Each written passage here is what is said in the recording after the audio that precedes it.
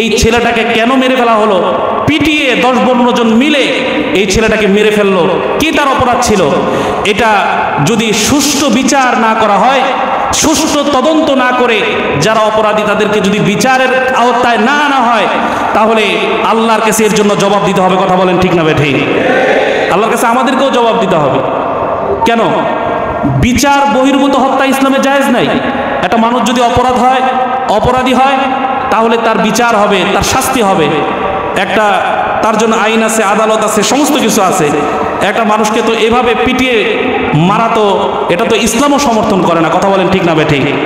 এই সাম্প্রতিক সময়ে আপনারা দেখেছেন যে ঢাকা বিশ্ববিদ্যালয়ের একটি ঘটনা, একটি ছেলেকে নৃশংসভাবে মেরে ফেলা হলো। কেন মারা হলো, কি জন্য মারা হলো, কি তার অপরাধ? কেন এই ছেলেটাকে, এরকম ভারসাম্যহীন ছেলেটাকে এভাবে মেরে ফেলা হলো? এটা আমরা জানতে চাই। কথা বলেন ঠিক না বেঠিক?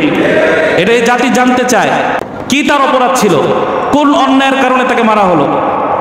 এই ছেলেটা তো নিষ্পাপ। দেখ, প্রত্যেকটা কথায় তার আল্লাহর নাম, ইসলামের প্রতি তার অগাধ বিশ্বাস। এই ছেলেটাকে কেন মেরে ফেলা হলো, পিটিয়ে 10-12 জন মিলে এই ছেলেটাকে মেরে ফেললো, কি তার অপরাধ ছিল?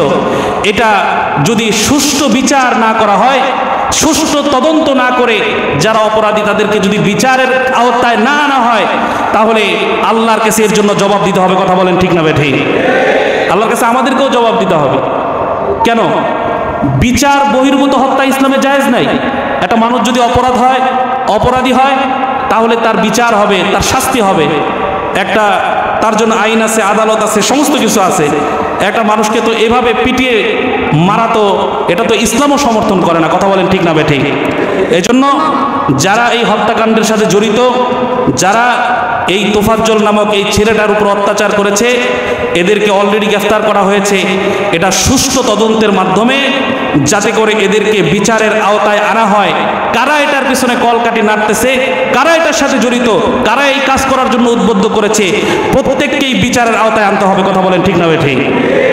যদি বিচারের আওতায় আনা হয় তাহলে হয়তো এদেশে আবার ন্যায় বিচার প্রতিষ্ঠা হবে।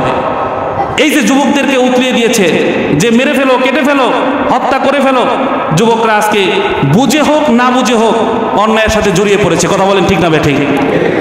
অথচ উচিত ছিল বুঝে শুনে, সে যদি অপরাধী হয় তাহলে আইনগত ব্যবস্থা তার বিরুদ্ধে নেওয়া। এজন্য আল্লাহ তাআলা যে আমাদেরকে যৌবনটা দিয়েছে, এই যৌবনটা আল্লাহর দেওয়া আমানত। আল্লাহ যা করতে বলেছে, ইসলাম যা আমাদেরকে আদেশ করেছে, এই কাজ আমাদেরকে করতে হবে।